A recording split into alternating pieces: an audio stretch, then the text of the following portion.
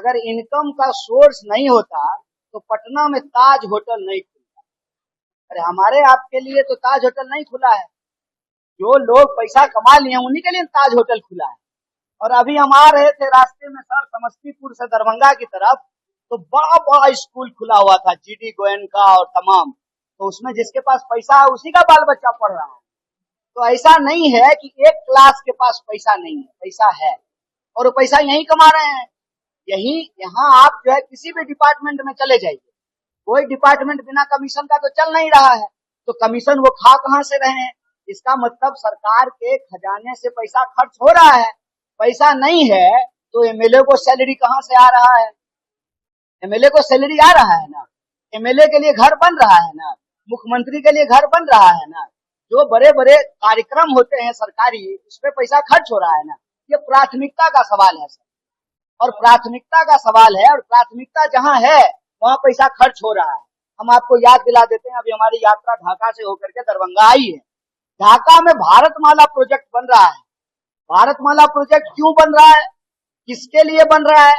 बिहार में जब कुछ है ही नहीं तो रोड क्यों बन रहा है? बिहार में है, बिहार में वो है जिसके लिए दुनिया तरसने वाली है। बिहार में है पानी, और पानी याद कीजिएगा मेरा यह बात, एक प्रेस कॉन्फ्रेंस याद कीजिएगा, आज बोल रहे हैं पानी पेट्रोल से भी ज्यादा कीमती होना है, क्योंकि पेट्रोल पीने से प्यास नहीं बुझती है, पानी की जरूरत सबको है। दुनिया में जिस तरह से पानी खत्म हो रहा है, दुनिया भर के पूंजीपतियों और कारोबारियों की नजर बिहार की पानी पर है।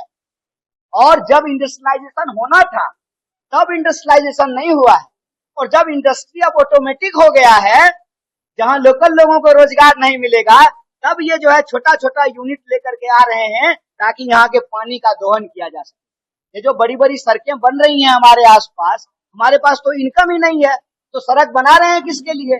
सड़क बना रहे हैं यहाँ का संसाधन लूट के लेके जाने के लिए। आपको क्या लगता है, मखाना पे भाषण लगा दे करके गए हैं प्रधानमंत्री मस्का मार करके? अभी आपने जो है नाम लिया, जहम जहम चरण पड़े, एक बड़ा मशहूर किताब है बुद्ध के बारे में, जहम जहम चरण पड़े गौतम के। ये गौतम बुद्ध की बात नहीं, गौतम अडानी की बात हो रही है। यहाँ के संसाधनों पे नजर है। मैं चुनाव की बात नहीं कर रहा हूँ, चुनाव होगा तो इस पे बोलेंगे और एकदम धमक के साथ बोलेंगे। एन केन प्रकारन साम दाम दंड भेद बीजेपी चाहती है उसका मुख्यमंत्री बने, और बीजेपी का मुख्यमंत्री बनने का मतलब है कि बिहार के संसाधन अदानी के हाथ में पहुंचे। संसाधन नहीं है, रेवेन्यू नहीं है, तो इंटरेस्ट क्यों है भैया? इतना इन्वेस्टमेंट क्यों हो रहा है पॉलिटिक्स में? पॉलिटिकल पावर को कब्जा करने के लिए प्राथमिकता का सवाल है। कहते हैं नीति बनती है जब नियत होता है। नियत होगा तो बिहार के पास क्या नहीं है? आप याद कीजिए 1952 का बिहार। 1952 का बिहार भारत का सबसे पिछड़ा राज्य नहीं था, दूसरे नंबर का राज्य था 1952 में। हमारा जो है पर कैपिटा इनकम आप उठा करके देख लीजिए। जानबूझ करके इसको बर्बाद किया गया है, जानबूझ करके जो इसको लेबर फैक्ट्री बनाई गई है। और मैं डंके के चोट पे कहता हूँ, what Bihar has been serving to the country, India has serving to the world. हाथ में हथकड़ी लगा करके पंजाब और हरियाणा के मजदूर भेजे गए हैं ना, जो हमारे साथ देश के भीतर होता है, हमारे देश के लोगों का के साथ वो देश के बाहर हो रहा है।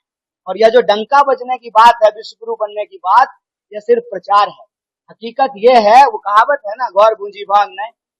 जब तक आपके कोठी में अनाज नहीं होगा, जब तक आपके घरों में किताब नहीं होगा, जब तक परिवार के लोगों के बीच में आपसी मेल और सम्मान नहीं होगा, देश तरक्की नहीं कर सकता है। इसीलिए साजिशन बिहार को लड़ाया जा रहा है। बिहार को लड़ाने का, नफरत की आग फैलाने का साजिश क्या है? साजिश यह है कि यहाँ के रिसोर्स पे नजर है। ये मत कहिए कि बिहार के पास अपना कुछ नहीं है, बिहार के पास अपना सब कुछ है, और सबसे बड़ी चीज है ह्यूमन रिसोर्स।